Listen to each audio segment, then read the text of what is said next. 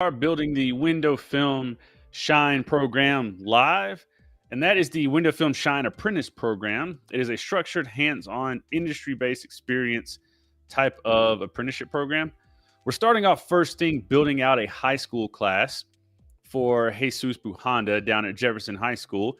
And we're going to take that to the next step from there and work on building an actual decentralized, nationwide apprenticeship program for the window film industry that allows people to get a structured type of training.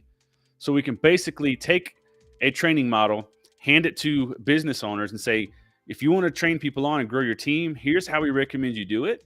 Here's how we recommend you structure your business for it so you can spend time training. And here's how we recommend you train someone not as much in like these specific steps, but more in stages, in skill set stages, to give a structured way to teach so everything's not just kind of all over the place. And hopefully we can attract more people into the industry. Hopefully we can get better accreditation. And hopefully we can just pretty much just help people grow their business, man, and create more job opportunities within the industry because more people are actually hiring, man, because our skills are in demand. The big thing is finding somewhere you can go because not everyone can up and move everything to go be a part of that. So I appreciate y'all jumping on. We got a couple people here. I appreciate you watching. I appreciate you being a part of it. I'm going to, like we always do, we're going to say if anyone wants to come on and talk while we're doing this, you're more than welcome to. Don't make me have to sit here and talk by myself.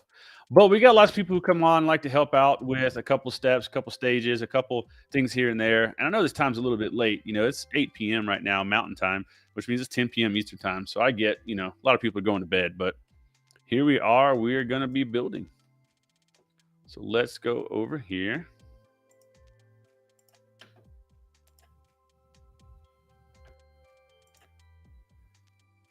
And here we are. So last week we had gone over a lot and we really dove into some of the shop standards around things. So we really kind of talked about the terminology, a little bit about how to teach some of that.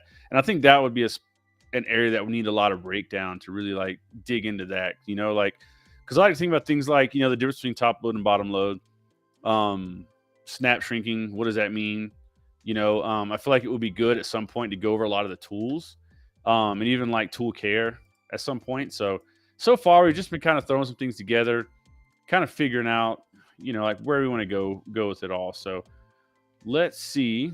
Someone had even called me and we talked about some things. Oh, about training. That was a big thing. So kind of like if we're, do we recommend, especially if it's like a class style, like a high school class style, like should they get doors they can train on and have them mounted on the wall so they don't have to have a car in there all the time? Couple things that would do, come to think of it, like that might help open up an opportunity for some class areas who don't really have a shop they might be able to pull a car into or don't have a car to work on or something. Like that might be a neat thing to do. Kind of help them find doors at the junkyard and then build a rack to mount them on and go from there with it. So let's see. Well, if there's not going to be much people in here, we're going to make the screen bigger. So for those of you who want to watch it later on, if we got people jump in and get to chat, and we'll throw them up. But if it's just going to be me and a couple people in here watching, then we're just going to go ahead and get to building. So what's up, Letha? I see you in here. Yeah, so that was the base start. Was really breaking it down was a big thing. We talked a lot about going into shop training type stuff first. And more of your classic safety, just terminology. I mean, like, how to take care of the floor. We talked a lot about. So I wonder. So one part that I felt like was a little bit lacking, at least on this list that we've got here, is vehicle care. And I'm thinking like when you pull a vehicle into the shop, how do we make sure that we take care of it, or even if you've got a vehicle in the shop, how do we make sure we take care of it? So I like to think first off, like I like to think in a way of like what I call stories, like walk through the story of it actually happening, right? Like start with when the vehicle pulls in, what's the first thing we need to do? Well, first thing is key care. Where do keys go? I find a lot of shops that I come into and we start bringing window tint into, especially if they don't do window tint regularly now and they want to add window tint in. is remembering. What's up, Cam? I see you, brother. Is how do I say it? Is where the keys go? Because a lot of shops forget that. At least in our side of the industry, like we need keys. We need the car to be on, right? So the big thing is, I guess, where do you guys in the chat? Where do you guys put your keys? I like to make sure I leave them in the vehicle, but we also had to be careful about making sure there's like a window down or something like that, or some safeguard for when when inevitably a key is going to get locked in the door or on the wiper. I like the wiper. The only thing I don't like about in the door is that when the door moves, keys are kind of banging around sometimes. I've gone that route before though, where I've used the key in the door and just left it in the door. Less and less keys cars nowadays have a place in the door or they don't need to be there. If you're peeling off a pill board and not peeling off the windshield, then keys on the windshield can be an awesome place. Especially if it's a wireless key fob style key is an awesome place to put it.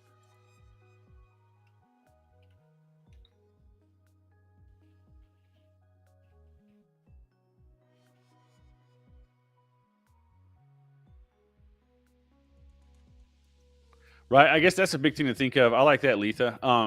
Bringing that up too. Like, if a car is going to be even like at the shop, not necessarily even in the shop, but if it's just going to be at the shop, like where the keys go. So, we need some kind of keyboard. That's funny. Keyboard or box area with hooks for keys to go to. Um,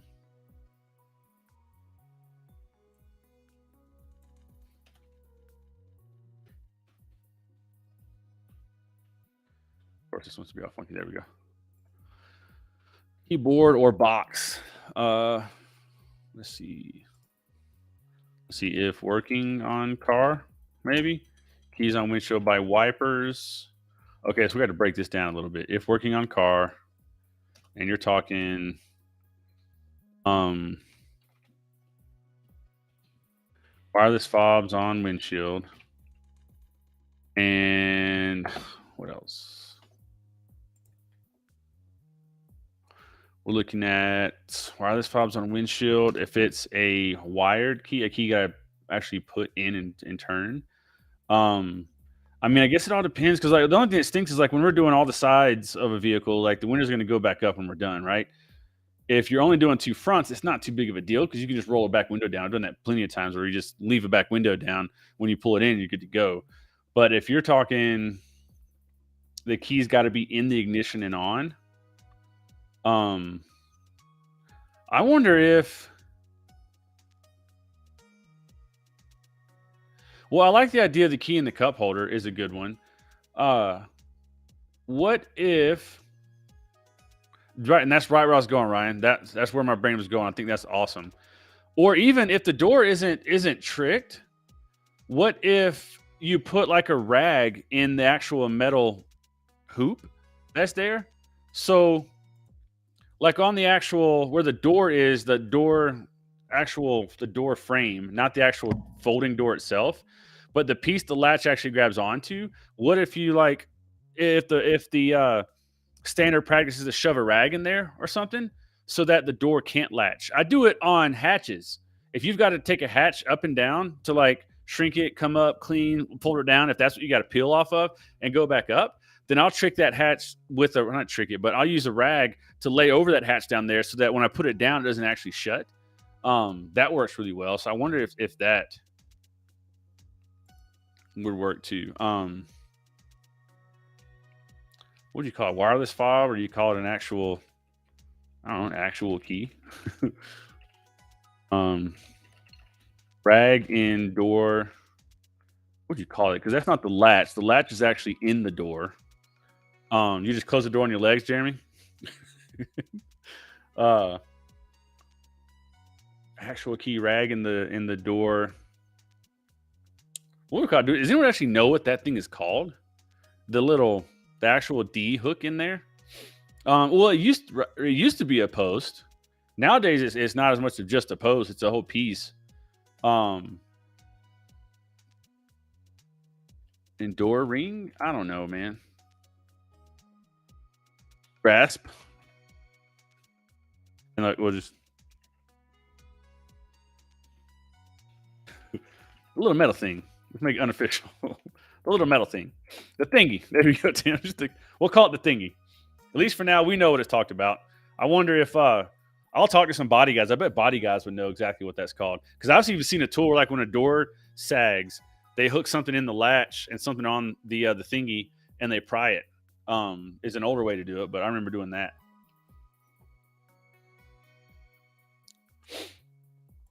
So yeah, I think that'd be awesome. That way, it just doesn't. So, oh, Jeremy, what we're talking about is trying to come up with a standardized solution. Especially for people who don't know anything about shop. Who for high school, basically pretty much for high school students, like what kind of practice can we instill in them when they pull a vehicle in, and we have to leave the key in the car, especially one that has to be in the ignition and turned. Then what kind of practice can we give them to, as much as we can, guarantee they don't shut the door if the door's locked or something like that. So we're thinking with wireless fobs is a good thing to leave them up on the windshield, right there, because a lot of cars will turn on and off leaving up on the windshield. And if it's an actual physical key that has to be in there, like actually be in the ignition and turned on, then if they get out and they put like a rag through the hoop, the door thingy, I guess we're calling it now, put a rag through there to hold it. If they were to shut the door, it wouldn't actually latch shut. So that would be like a little bit of a safe there. Um, and in my opinion, every shop out there should have the one of those door unlock kits. Um, what do they call it? The Big Easy or the Big Reach or something like that. Well, and I like the in the door is a good option. The only thing I don't like about that is it hanging around, and it's not as duplicatable because not all cars have a place to just close the door and put a key in, kind of deal. Especially not without taking something off. So um and then while they're working on it, with the car being on, I just want to find a way to like keep from actually being able to lock themselves out with that ignition on. Yeah, yeah, that clock out, that lockout kit is awesome. And I have one of those big easy reaches, I think they call it, the big pink long thing that's got a T handle on it and a rubber hook. Like, you got the bag you slide in and pump up. I think every shop should have those two things. You can get at it. You can open almost any door with just those two tools. You slide a bag in, pump it up, slide that big. Mine's pink. I've seen them in green, all sorts of colors. Where you slide them in and you can grab the clip, man. So, yeah, I think every shop should have those. But yeah, so I think that would be a good way to do for when it comes to keys. And then, and Letha mentioned, what is it? A keyboard, a central place to keep keys when they're not being when the vehicle's not being worked on. And so I'm thinking, yeah, a keyboard or box, hooks, etc. But what is it? Essentially one single place all keys go. And I guess if you're really getting into it as a business, um, there's a couple places I think keys could go if they're not at least like in the shop, just inside the shop door, like where the person up at a front counter can come in. At least like cars that need to be worked on, keys go one place, and cars that are done, keys go like up front. So there's at least two places where keys should be. One means it hasn't been worked on. The key in the other place means that it's finished. And I think that's a really awesome way. One thing I preach a lot is how to build channels of communication so that team members can communicate without actually talking to each other. And that's a really awesome way to do it, man. When a vehicle is done, its paperwork and or key goes in one spot. So when you look over and you see a key there, it doesn't matter if you know exactly, like as a salesperson or someone up front, it doesn't matter if they actually know exactly what's going on. They at least see, hey, this car's done at least. And if it's got paperwork with it, they can see. So like, imagine if someone calls, hey, is my car done yet? And you look over and like, what's your last name? And or your name, you go look at paperwork and you see the paperwork there. You can look at it and say, hey, this is the person's name on it. You can say, hey, yeah, this is actually your name. Your car's here. It's good to go. Or they know, hey, I don't see your car done yet. It's not done yet. We'll make sure we give you a call when it's done, So I think it's a really good way to communicate without talking to each other. So that would work. You pull the vehicle in, and then care wise, when you're talking, how do you do this? How do you go back into the shift tab? Ooh, nice. I love keyboard shortcuts. So what am I thinking? What about? So we're talking vehicle care. So what if we put this needs to be more like keys?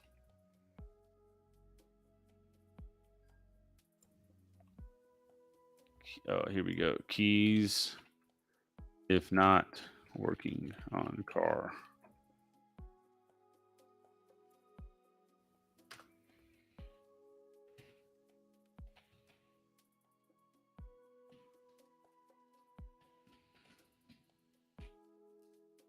See if I can type here. All right. You want your period there, etc. Let's see. Oh, I did one of those. See, keys. Don't run over cords. Yeah, especially hoses, man. If you've got was it spray kegs, that kind of stuff, the big thing, man. Or heat guns. You know, I'm pretty sure we've all been guilty of that at some point, of running over our heat gun. All right, so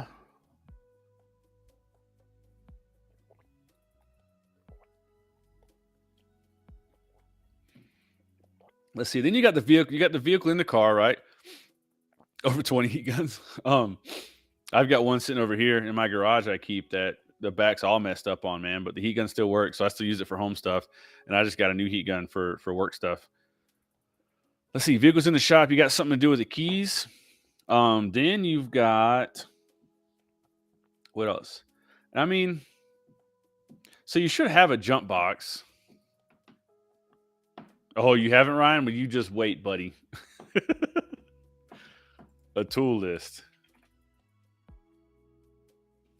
Jump box for dead batteries. Oh, let's say a jump box, and or charger. That way, some jump boxes will charge, and then when you're ready, you can jump. That way, if you pull a vehicle in, you know, like if you start a vehicle in parking lot, and you know you got a weak battery, you can pull it in, hook it up, right? Especially if you're doing a full thing. But if you've got you're working on a car and the battery goes dead, you still want to be able to hook it up to a charger while you finish it up. Yes, I think that's definitely something.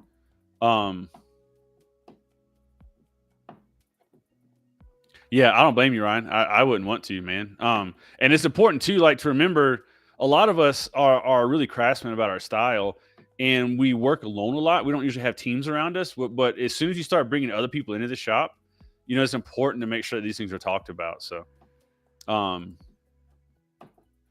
yeah, I think cleaning is going to be a part of pretty much where we're going next, Cam. I think it's 100% where we're going next.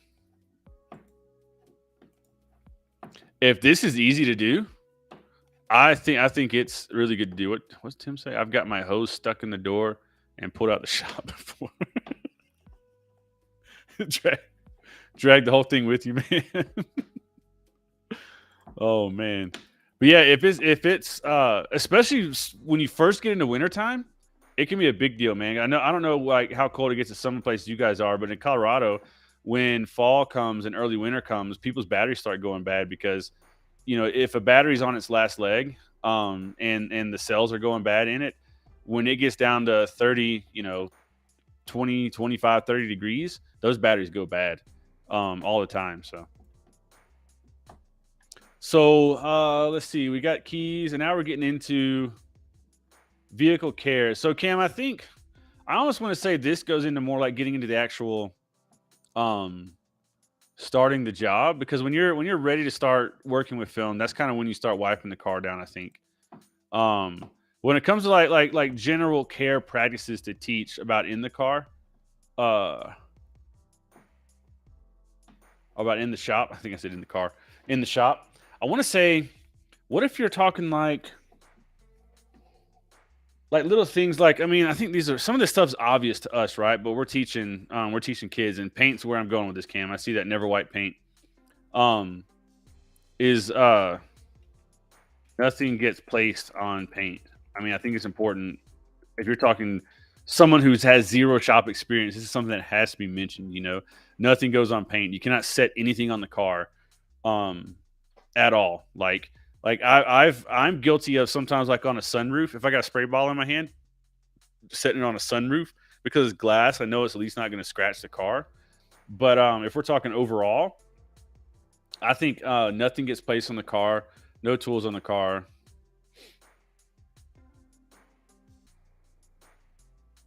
This is something I think will be good to talk about at some point. I like that. If we're gonna really teach something duplicatable, Ryan, I really like that, man. Um, Training. I'm gonna go ahead and start a section down here of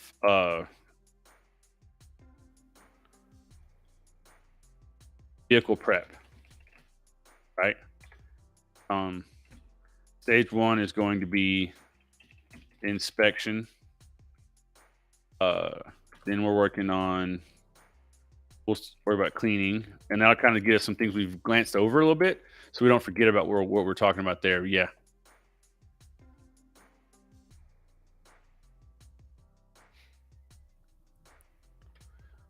All right. Nothing is placed on paint.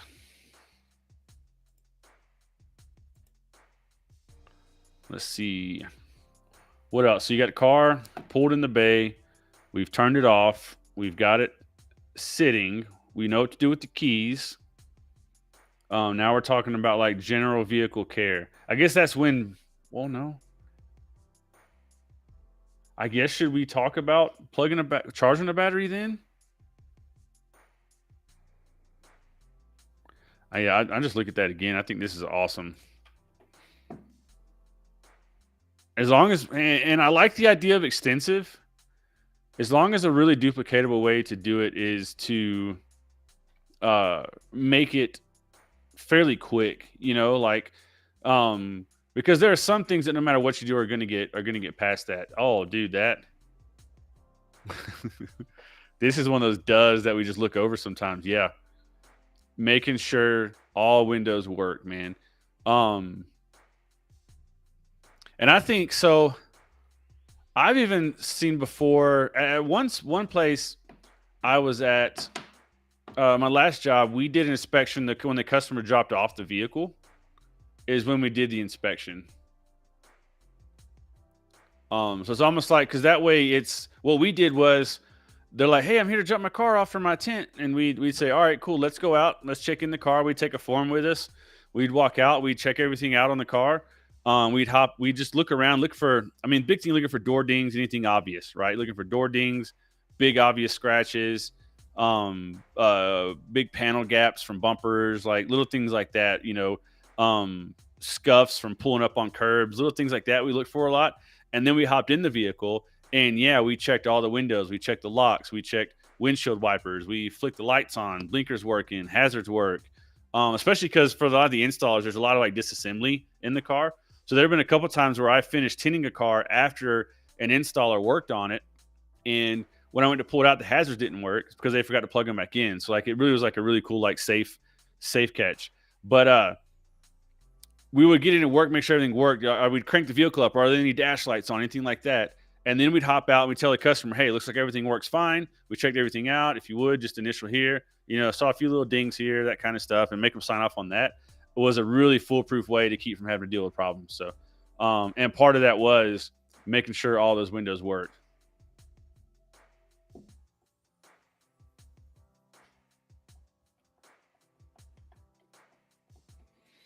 Right, and that's where I think we're getting to, Jeremy. Is that the getting to work part. I just want to make sure that I don't glance over too quick of like what kind of vehicle care are we teaching someone who has zero experience taking care of somebody's car? Because one, we're talking about either high school kids, in high school learning, or even we're talking a window tint shop who someone comes in and is like, hey man, I need a job. Like, are you guys doing anything? Like, are you guys hiring anything? Like, well, you know what? We need a window tinter. We train everything. If you've got the right attitude, we'll train you. Like, how do we teach that person who's like, oh, I've never worked in a shop before. I've never worked on cars before. Like what are a couple quick obvious things to make sure that we give that person the right training, the right structure for that. Um, I don't think there's much else on the car. I mean, if yeah, someone mentioned hooked battery. I think Jeremy mentioned that. If you noticed,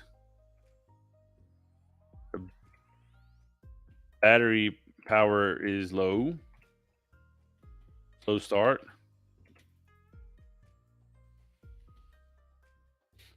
Yeah, and it's never like a bad idea to hook up a charger, anyways.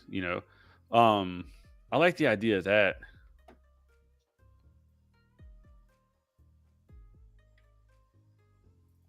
Oh, yes, we have not mentioned that, David. I think that's awesome. I'll come back to this in a minute, Ryan. I think that's awesome too.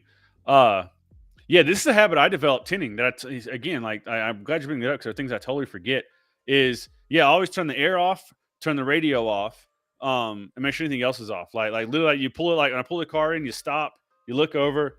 I mean, you might do it while you're pulling around, but you at least look over, turn the radio off. You either don't want to just mute it, you want to actually like hold the button and turn it all the way off so that it powers down, uses less juice while you're tinning.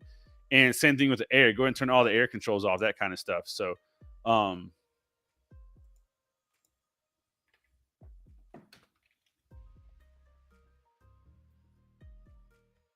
power down accessories, radio, HVAC, etc. All that kind of stuff. Yeah. Thanks, David. That's an awesome one, man.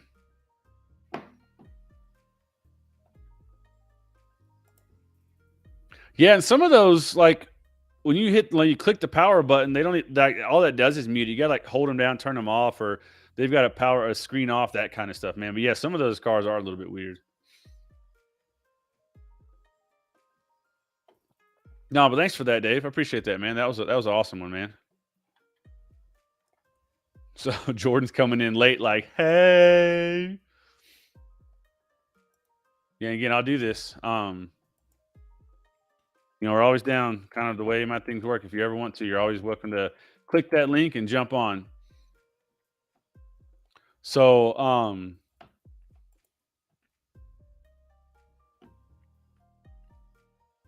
yeah, I think if you're doing seat covers, I wonder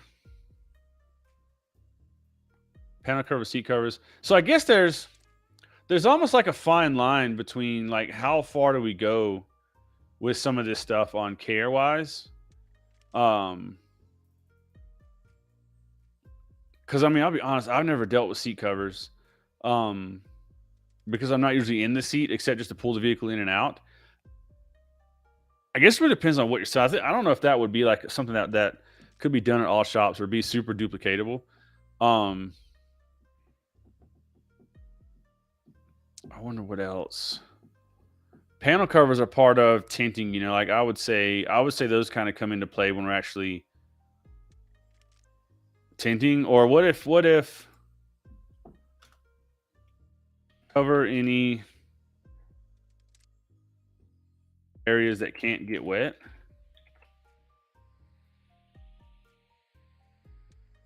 Maybe, and that may get changed. I'm not really sure I like that. I might not like it at this stage because this is talking about like pulling the vehicle in and those initial first few stages. And then once you get the vehicle in and it's kind of like the vehicle there is in the shop and ready to go, then we start talking about the actual prep of coming into it. So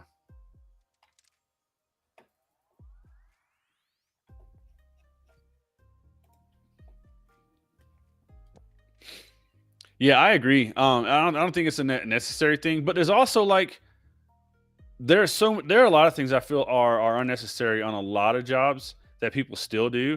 And I think when you start to coming down to um branding, I think is where a lot of that stuff really makes a difference, man. Because if you've got something that that makes people feel like you're taking even better care of their car and that's part of your brand, then I think you can sell it for more. I think you can say, look, this is how far we're going to take care of your car. This is why we cost more than everybody else does. I think that can be a huge thing. So I think that's even like a level of like of branding. Same thing as like even a lot of door covers. Even I think dash protectors, soak ropes, dash towels, all that kind of stuff. I think are really big parts of upselling Um, I'm not sure how much those can be put in here because I'm not sure how many like shops these people go to work at would offer that. But I like the idea of something, man, like of at least addressing somehow, like if there are areas that just can't get wet, like how do we cover them up some, man? Because again, when I was training, I'm sure when a lot of us were trained, like it didn't matter what that the dash got wet. It was probably just plastic. The electronics were basic electronics, so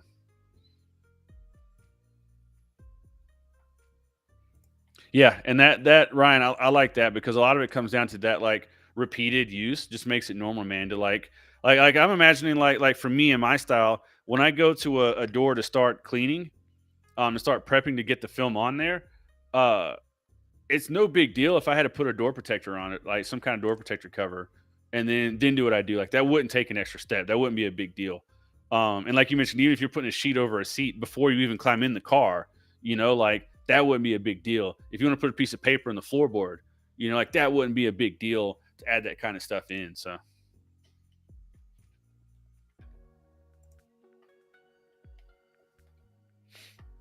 all right.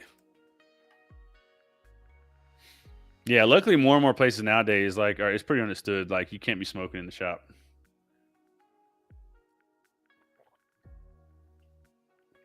I don't even like people vaping in the shop, man.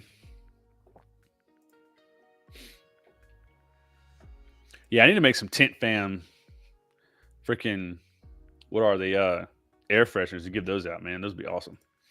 All right, so back here. So I think that's a lot. I mean, that's pretty it for vehicle care on the side of like besides the actual like prep of actually starting to work on the job. Like because some of this too, like what the way that I'm going to really push teaching this some, especially when you've got like an apprentice model, is at first we're not going to be teaching the apprentice how to work with film itself. At first, we're going to be teaching the apprentice a lot of the shop care stuff. How to take care of it. Like so, like the apprentice will be the one pulling the vehicle in and make sure it fits the bay door. Don't just send it, man. No full throttle sends into the garage. Maybe out because it at least fits. So you can do full send out of the garage, but not in, right? But so you got like an apprentice who will be the one kind of pulling the car in, right? And they'll be making sure they turn the air and the radio off and make sure they put a key in the safe place or prep the rag in the door, so at least one door can't get shut if it does get locked. No, Cam, the burnouts are definitely for in the shop. You don't do the burnouts outside where people can see. You go ahead and do them inside.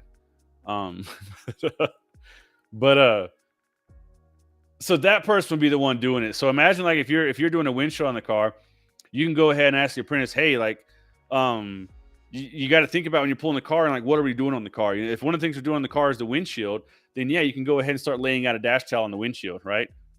Or laying out a dash towel on the windshield, but laying out a dash towel to cover that kind of stuff up. Or just go ahead and lay something on the radio or something like that. So, um, yeah, I like this too. I think this can go into like tool, I don't know, tool care side. Um, Tool list. I guess that would be like a good. Now that you bring that up, I think that might be a good next place to go because if you're talking shop standards, we've got a tool care deal down here. I wonder if we need like a basic like tool list, and that's why I really enlisted the help of Greg Sloan, man. Um, he's got his How to Be a Film Star book he's working on. He's done a documentation of a lot of tools already that I think would be an awesome reference, man, awesome resource.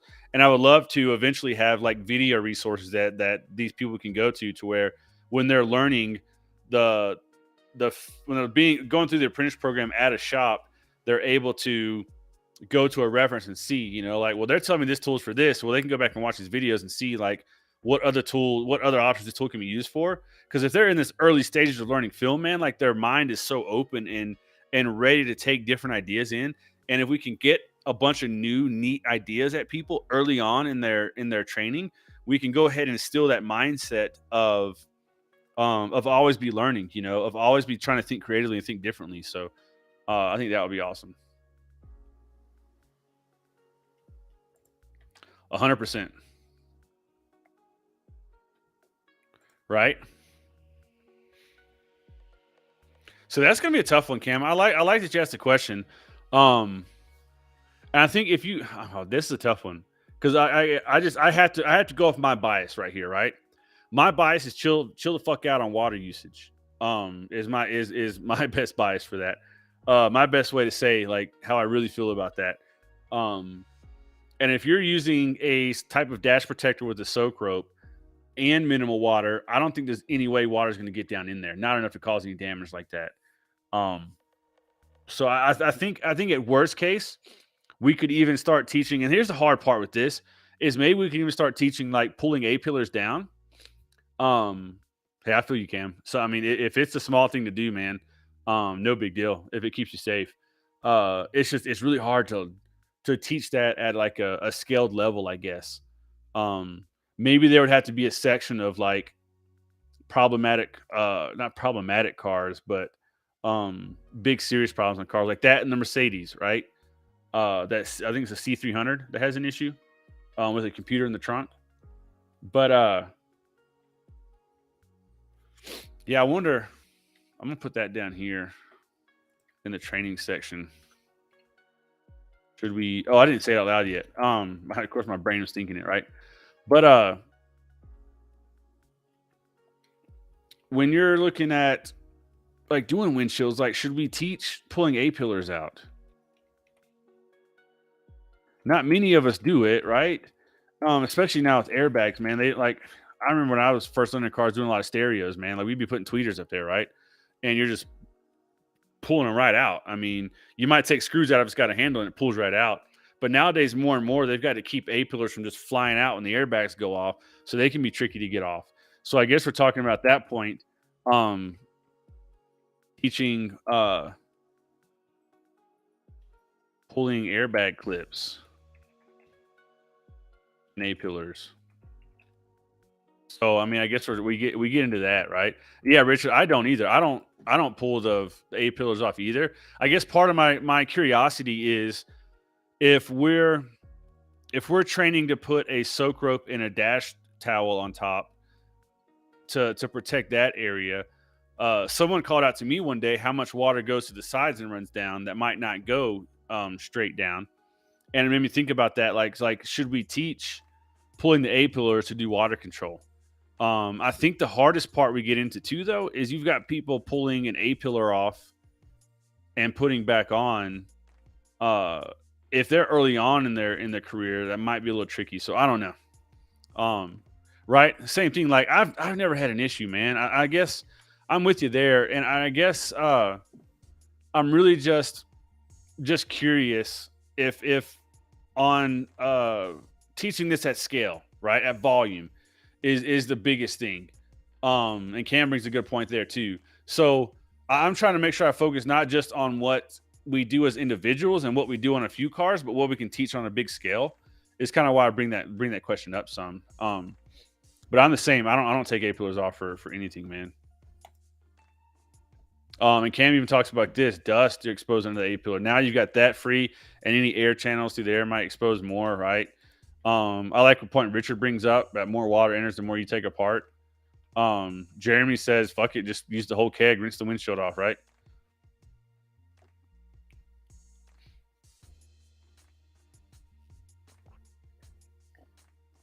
I just want to at least consider when we're talking about teaching at like a national level and like at an accreditation style level, like my big question is like how far do we go with some of what we teach to really make it like truly legitimate, right?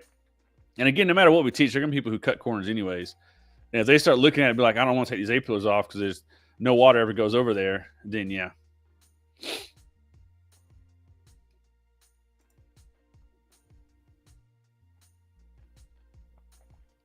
Yeah, and we can't I mean you can't teach much common sense. I mean, if they're 18 or older, or even I guess, I mean, some high schoolers don't have common sense. I didn't have a whole lot when I was a high schooler.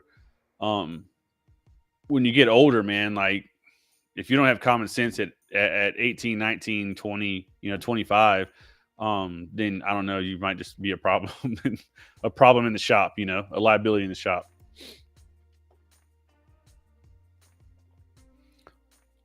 So yeah, I'll leave the question there, but I don't think I don't think so. Yeah, like I'll leave this here. I don't think the answer is going to be yes. But I don't want to put it away yet.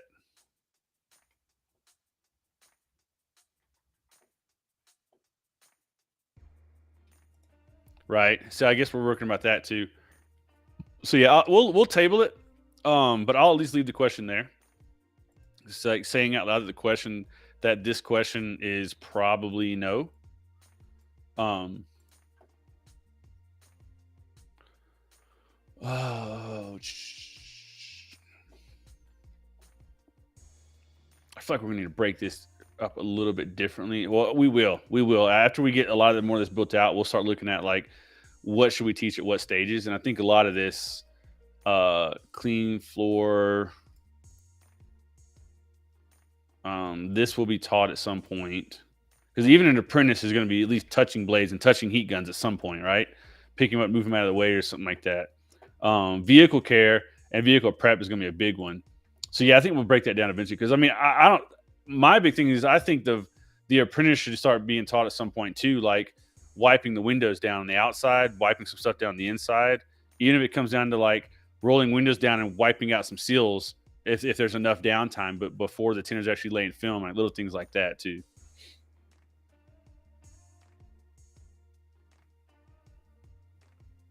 Right. I appreciate. Yeah, Richard says he's also seen people mess up tent reinstalling pillars, and then he was very honest by saying by seeing he means himself. So, um, yeah, Jay, I think too. Like, I think some of this, like, they can go into learning some of the disassembly side for bottom loading too, for pulling sweeps, for pulling door panels if they need to. What kind of tools you use there for it all too. So, um,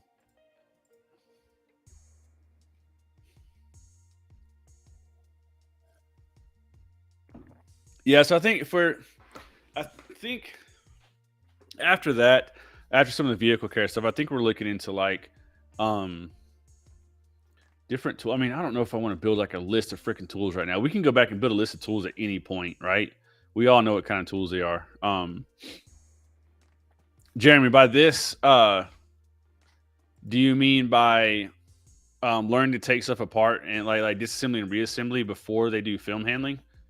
Is that what you're saying? If so, I agree. I like that. I just didn't get clear if that's what you meant.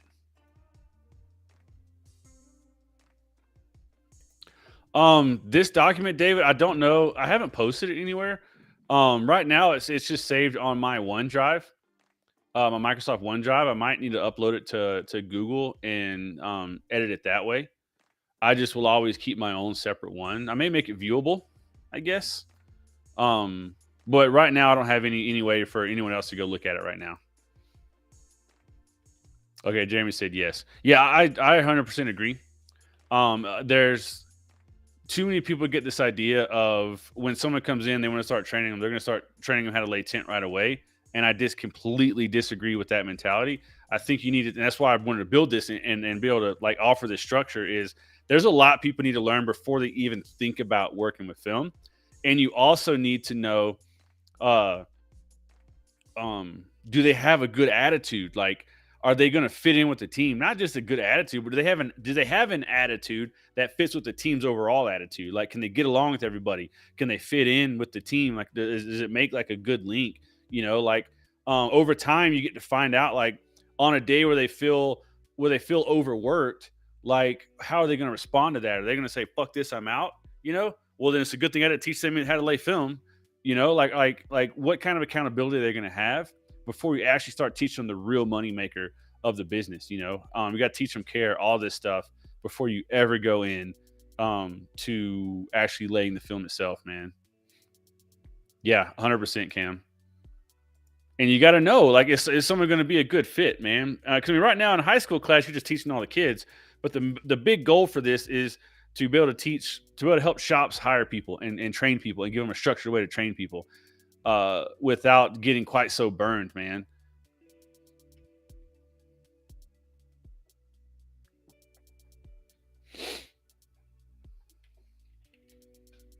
So I guess I don't want to dive into just making a list of freaking tools right now. Greg, I would rather look at Greg Sloan's tool list that he's got and grow off of that. I think. I like the idea of categorizing tools. I think Ryan mentioned earlier that he uses different tools for like a back glass and a windshield than he does for the sides, and I agree. I'm the same way. I've got my belt that I always have on me, right? And for back glass and windshields, I grab a few tools that I use the same for every back glass and for every windshield. Sometimes you reach out and got to grab a specialty tool for a little area like that, but like I don't take those with me every time.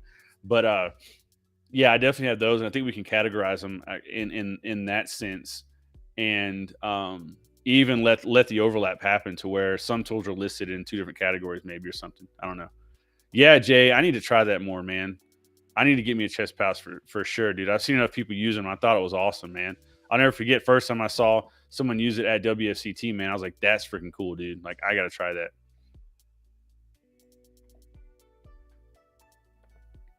And Billy Ayton says he's not kayaking tomorrow, so too bad. um, so now I guess we're talking about like a lot of like the when I see something like this, I think too like what about we're showing somebody something and almost like if we're teaching a big class, like we're gonna sit down and go over some stuff. Like the first few classes, we're gonna go over some things. It's gonna be book stuff, right? Like when you go to like a lot of classes, you sit first and you talk more about what's up, Jackson. Good to see you, man. You talk a lot about like the I don't know, like the PowerPoint slide stuff, whatever, man. Like you see a little bit of that first, right? And then you eventually go over to after learning some of that, you go into the shop and start working. So it's kind of like that mentality of like when you got someone new in the business that comes in, like what little things can you teach them, like on the first day and start talking to them about, and over those first like couple of weeks, like what skills do you need them to focus on, especially because when you've got a new hire on, like spending time training takes up a lot of your film laying time, and if you could get them on some basic tasks and then say, hey, for the first couple of weeks, you're going to be working on these tasks. And after the first couple of weeks, you start showing some promise there and some hustle there. Then we'll start adding in some tasks that we need. And eventually you'll be laying in window tint, right?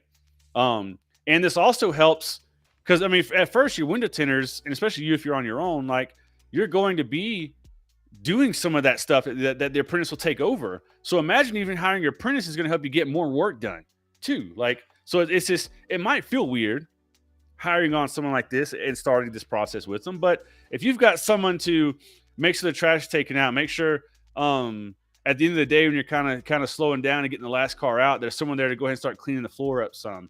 Someone putting the cords away. When you're done with the car, someone's cleaning the glass, right? That kind of stuff. Like how could you get one more car a day in if you had someone like that around? Then it is 100% worth hiring that person, giving them an hourly wage, and just and having that, man, like 100%, dude. Ryan was teaching respect, bro. Like just play the song RESPECT just over and over and over, bro. um, yeah, and they just need to earn it, man. They need to earn their way into it. Like if they're there for 2 weeks and you've told them straight up front, look, for the first week to 2 weeks, like you're gonna be doing some mundane stuff. I need to know you're gonna fit in. I need to know you've got a good attitude. I need to know that you're willing to do the base stuff just as much as you're willing to do the high paying stuff, because you as the business owner are doing a lot of that stuff. Or your tenants and your team are doing a lot of that stuff, right? Already. So they're kind of alleviating some of those basic tasks. And you need to know, like, are you willing to do that? Like, we're going to teach you a skill that you can take with you for the rest of your freaking life, man. Like, can you learn these basic skills first? Can you put in the work, right? And if you're upfront with them about that because you've got a structured plan, I think it's going to make it a lot easier to address that right up front with them. Let them know, hey, here's your first couple of weeks. This is what your first couple of weeks looks like, right? And after that, once you show some promise and you show some hustle, then after that, we'll start working on these. We'll actually let you start prepping the car. Like I wouldn't say it for the first couple of weeks, you don't get to touch your car, right? And after that, now you can start working on the cars, cleaning up, prepping. You might have a few minutes of downtime here and there to watch one of the tenders lay a window, and then you get back to work, so you kind of work this stuff in and you're like, hey, like these are goals you work towards, and having the part of why I want to build this is having that structure to help guide them through it. I think is going to be a big deal, man. So I'll stop droning on because I can talk about this passionately for way too long. So, I guess now and we'll kind of start talking about it because it's getting late. It's getting 10 minutes to the hour. Uh, well, man, Jay, I feel that, brother. Uh, Sometimes even, man, the environment can be a big deal too, man, about uh why people have a bad attitude too, man. Environment. I know you've told me something about your story, man, about where you used to work, dude, and environment plays a big part, and that's why part of this whole apprenticeship program is going to be some education to the business owners themselves to teach leadership. So,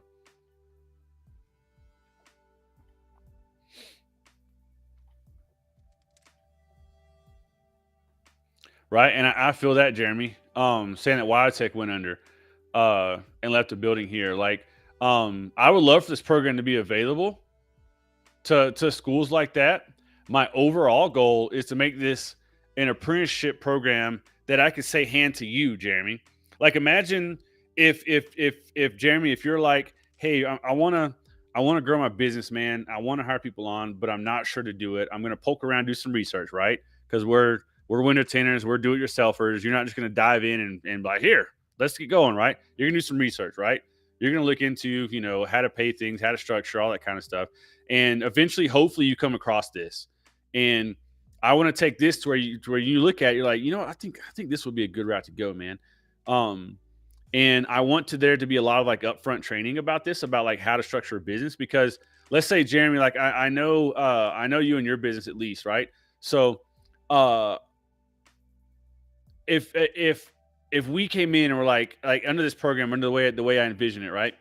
I would love to say, hey, Jeremy, like first thing I think you should do is I think you should look at a lot of the tasks that take you away from laying film and hire someone to do those first, right? Because that might let you get another car in per day. Um, then what we're going to do is once you get that dialed in, and that may take you a month or two to get dialed in, right? Then after you get that set up, that's where we're going to suggest you start bringing in an apprentice. Because now you need someone to take care of a lot of the menial stuff. To start learning that person, learning their attitude, and then from there, uh, you can start teaching that person. So what we'll do as part of the program is like when you want to join the program, we'll have a lot of upfront education about how we suggest, but joining the program will cost, I'm hoping as cheap as we can do per month or per year or whatever. Like I want to keep it cheap, obviously, right? But I want to be able to say, hey, like, if we need a team of dedicated people creating content for this, or of an administrative team for this, like we got to be able to pay those people to run this company, right? I can't run it all by myself. We gotta pay people to do this. I want to be able to make enough money off this to put those people in place so we can have a team in place to take care of everybody, right? To continually make stuff for everybody. Um, and you'll pay a monthly or yearly fee for it. And as part of that, you'll have access to the software side that has a lot of resources. So when you hire an apprentice on, you create an account for them. They've got access to all like the resources to like this training outlook, so they can even see like where they're at in it. You can approve where they're at in the process, so they can kind of like interact with that and see what's going on there. So there's so many things that I hope we can do with this in the long run, with this. So and that's just my dream, man. My dream is to take someone like you, Jeremy, or even Jay. I know you're by yourself a lot, but just you by yourself, and say, you want to grow? Well, here's a structured plan to do it, man. Here's actionable steps, man. Like so many people rely on marketing to help grow, and a marketing team to help them grow, when marketing is really just helping you get more work. There's so much on the administrative side, management side, that I don't care how much work you've got coming in, man. If you're not taking care of it, you're not managing it properly, you're gonna fall apart. Maybe not your business, because you'll be working too much and you'll be doing too much and you'll be staying busy all the time and spending tons of hours in it, but you will burn yourself out. So I want to teach a lot of that management side. What happens when you suddenly have 20 extra leads a day, right? Sorry, I'm passionate about that. So we're not going to get into a whole lot here in the next few minutes, because I went off on a passionate rant about what I hope to do and how I think people should manage their businesses. But I guess the big thing is like the next stage. It's the next stage of this, right? Because if we're laying out the training program, I think at this point we are talking about like getting out in vehicle prep at this point, man. Because you've got shop standards of teaching. All right, so now we're teaching you how to be around a shop. What kind of terminology when you talk about. Uh, oh, I just realized a neat thing. Jesus Bujanda is not here tonight, mainly because tomorrow he is having his yearly barbecue out at the school. So I'll be going down there tomorrow and spending some time down there. So I imagine I'll go live at some point, or I'll be posting pictures, or I'll be doing stuff like that, man. That'll be really neat. Being down there, being a part of it. And the local police department, I think the local one, but a police department down there donated an old Crown Vic to Jesus, which I thought would be a beautiful and hell of a window to teach kids how to shrink on. I was like, man, if you can shrink that window, you can shrink almost any window. Like there are some harder windows than that, but that Crown Vic is going to be a hell of a window to teach on. Because imagine you could teach a pull shrink method. You can teach like how to read film. These kids are going to burn film more often on that window, so you can teach them how to read that, how to see that a lot quicker. Yeah, you can teach a pull shrink up top. You can teach a regular shrink at bottom. We might be being able to teach like a pocket style shrink with it. So yeah, definitely, Ryan. If you could shrink the back window of a Crown Vic, man, you could shrink the back window of almost any car, dude. Oh, come on, Jordan. When you're tinting that motherfucker early on in your career, dude, that car will kick your ass. Yeah, even wet shrinking. See, we can even teach wet shrinking on there, man. I think that's a great idea, dude. I never wet shrink one. When I first started, not when I first started tinting, but I was tinting for probably about right about a year when I left to start my own mobile business. And one vehicle I had was the Mercury Grand Marquis that I inherited after my grandfather passed away, that we just passed around the family for a while. And I brought it out here with me to Colorado. That was one that I shrank. And yeah, I learned a year in like how tough those could be. Yeah, dude, I was teaching a guy some really cool wet shrink techniques the other day, man. I thought were awesome, man. So, I like that concept, man. Making sure. I think an important thing here to mention that this goes into too is the importance of on a back glass teaching wet and dry shrink. And that I forget about mainly because I dry shrink almost everything, except for like roll ups. So yeah, I think that's awesome. I like that, man. Thanks, Jordan. Jay, whatever we call you. Your name says Jordan on here, bro. I call you Jay all the damn time. But your name says Jordan on here, so that throws me off. Damn. My brother had an old Saturn and he crashed that thing. Plastic flew everywhere. That's all they are, man. So I like at least before we go, let's try this thing. So we're talking about getting to the car right now, like hands on the car. So what if we did like a broad overreach where shop standards, tool list, training, vehicle prep, like a broad overreach of stages, I guess.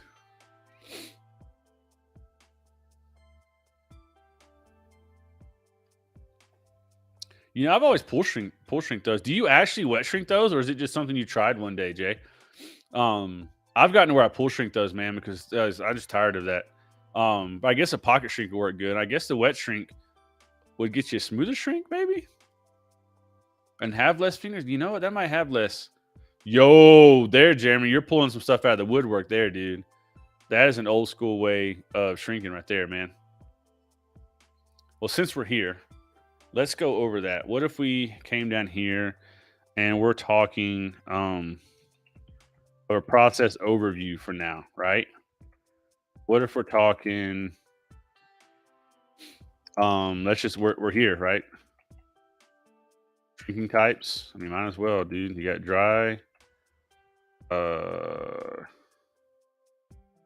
mean, dry and wet, but pull shrink, wet shrink, snap shrink.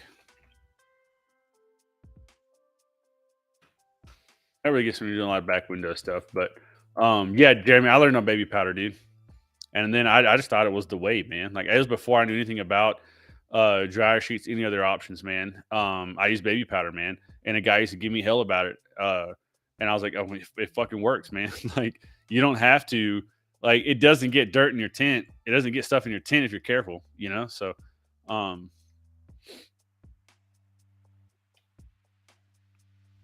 yeah, there are some OG tenors that still wet shrink, man. There are a lot of people who still wet shrink a lot, man. I've seen some pictures in some of the Facebook groups where someone's wet shrinking, and it's just you see the fingers across the bottom, just bam, bam, bam, bam, bam. They just like organized it all and got ready to roll with it. So, um, King James, what is that?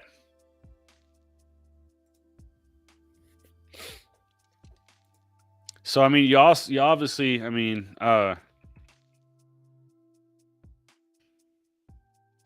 hand cutting techniques, have to at some point be taught. I mean, I could do a whole like class on Plotters 101, dude.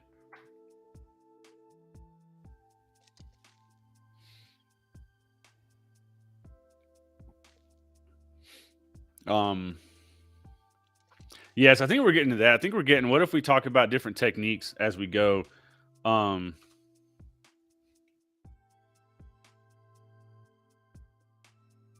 we got roll up techniques.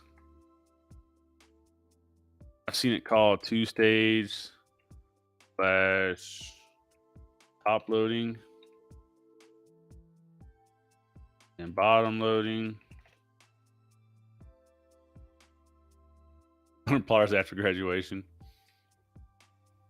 Well, man, we got to be the real. I mean, I feel you. We got to be real about that. Like, um, about teaching both. I mean, I really feel like hand cutting's the way to go, but we got to be able to teach plotters, man. We can't handicap kids with technology and all. Especially if I really like the idea. I'm seeing more and more about people who use plotters and they'll extend the pattern and they'll just use the plotter to cut the main shape and they'll still either file or shade the top edge. I think is awesome. I wish I could do more of that, man.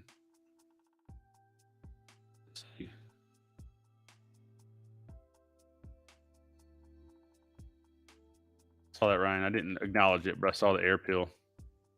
Because you say pill board, right? I say air peel. You got a pill board. I was trained. Okay, they don't like that pill board, right? I was trained peeling off the car.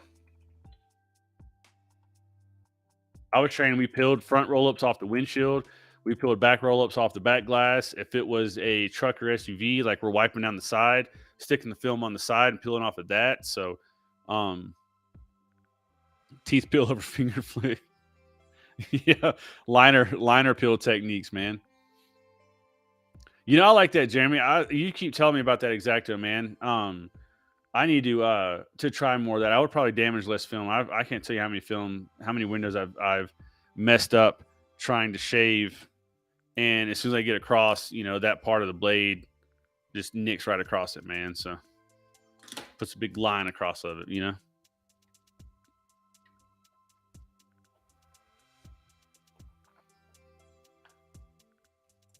If by this you mean peeling and stuff, I've learned with bottom loading how to not touch the adhesive side ever, man. Like when I was trained two staging, and we'd grab the little bit of the film adhesive wise and pull it up.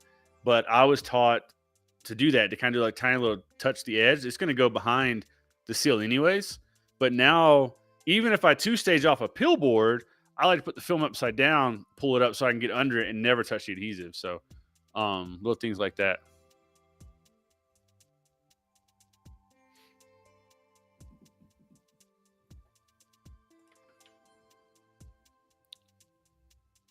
What do you mean, Jay? Hmm.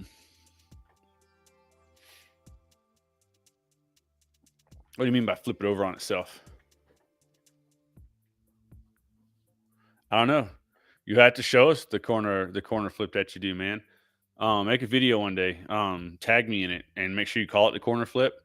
Tag me. I'd love to see it. So, oh, glue to glue. Okay, yeah, I've even seen guys do that with back windows, man. I forget what he calls like the butterfly method or something like that, man.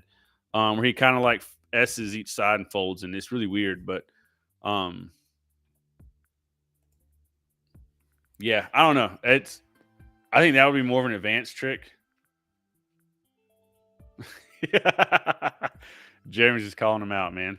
You know, I did. Speaking of that, I did a test one day with baby powder just to kind of see because the dude who used to give me hell about baby powder's got dirt in your tent, and I'm looking, I'm like, there's no dirt. I mean, like, of course, minus the little the the magic specks that are here and there. I'm like, there's no dirt in my tent, bro. Like, this dirt you keep talking about, like, where is it, right? Um, so one day I tinted the windshield of my work van, and I peeled up. I was gonna reverse roll it, so I peeled up the driver's side liner on the outside, sprayed the film, right, laid it down. I peeled up the passenger side, took baby powder, and just went baby powder all over the film. Then I wet it and laid the liner down, and then I rolled it up, put it inside the windshield, and dude, that baby powder was everywhere in that tent. You couldn't see it much because I think it was a 70% windshield, but there was one area in the bottom you can kind of see some trash. But you couldn't see it much, man. But when you rubbed your hand on it, that stuff was everywhere, dude. So I decided to have fun that day. So sometimes you got to do what you got to do, right?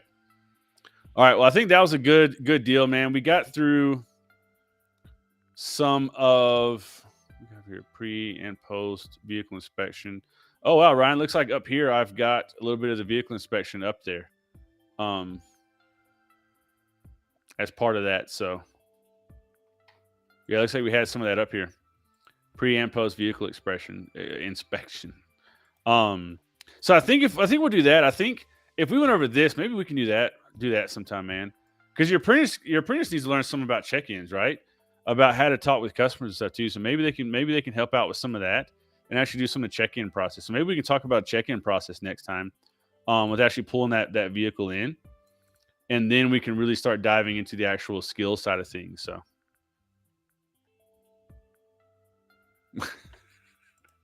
Jeremy will walk around and do that baby powder on the car when you're not looking, then let you do it, man. Well, we won't go into that, Jeremy. And we won't go into him, bro.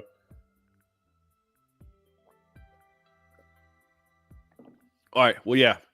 I think I'm gonna call that a night tonight, y'all. I really appreciate y'all coming on, man. Yeah, Ryan, I still see people advertise that, man. It blocks 99% of IR. I'm like, no, it doesn't. No film does that. It may do mid 90s, but no film really does that high. Yeah. I guess that can be in terminology too. I mean, if you're talking terminology, you're talking